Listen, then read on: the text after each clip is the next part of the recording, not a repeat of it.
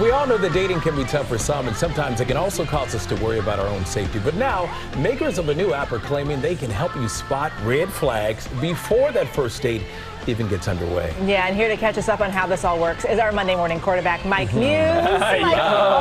What's up, man? What's up, America? You're always keeping us like in the know about stuff I would literally not know about. So there's this new app called T. Yeah. What does it do? That's what I'm here for, Eva. I'm here to help you guys unpack things that are having a social conversation. Everyone is talking about this dating app called T, T-E-A.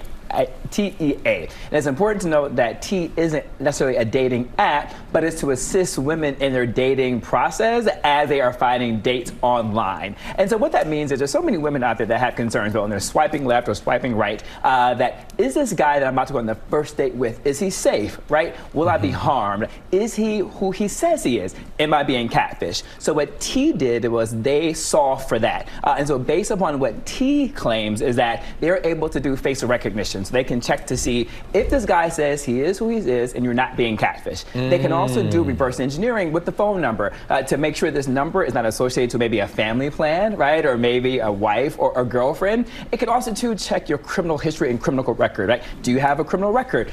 Are there any sex offenders in the background when it comes to that? I do this work for all my girlfriends. Now, because Eva DeMarco, I am a tech guy, right? So I do have some things to critique and to be curious about on what this T app does. We all know face recognition, it can be a dangerous tool if used in the wrong hands. And in particular, what happens is these women can take screenshots and upload it into the T app to determine is the person who he says he is. But we all know as it terms right now, as a category, facial recognition doesn't do a good job with people of color, with different hues. So that is a concern of mine. Will they peg the wrong person? Can it accurately detect that this is the person that says that he is? Also, too, when it comes to criminal records, we all know how far does that go, right? Some people can be accused of something but haven't had their full day in court, and then so what happens if that record is still there and the full story and context has been resolved there? And what happens is these machines learn off images, and so they're constantly asking the question of, is this person a fraud?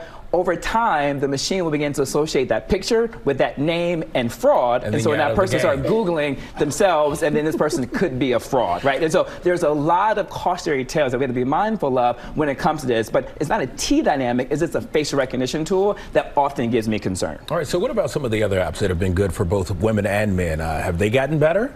That's a really great question. That's to be determined. You say beauty is in the eye of the beholder. And so because you have these chat boxes, right? And so what ChatGPT and Hinge AI, what they're doing is they're helping individuals do better prompting, right? So you get more of an engaged conversation versus the basic, what are your hobbies? Where do you work? Where are you from? What do you do? So these chat boxes are now helping potential daters be more engaged with conversation. But there is an interesting phenomenon that is coming on right now. What we are seeing is a trend that people are actually becoming attracted to their chat boxes. And so they actually are giving the human characteristics of these chat boxes, and they're falling in love with their chat boxes. You got to spend time with people because that's who you're going to live with if you stay with them. Yeah. Good advice, Eva. All right, Mike, thank you. We appreciate it. And of course, we'll see you next Monday for more Monday Morning Quarterback.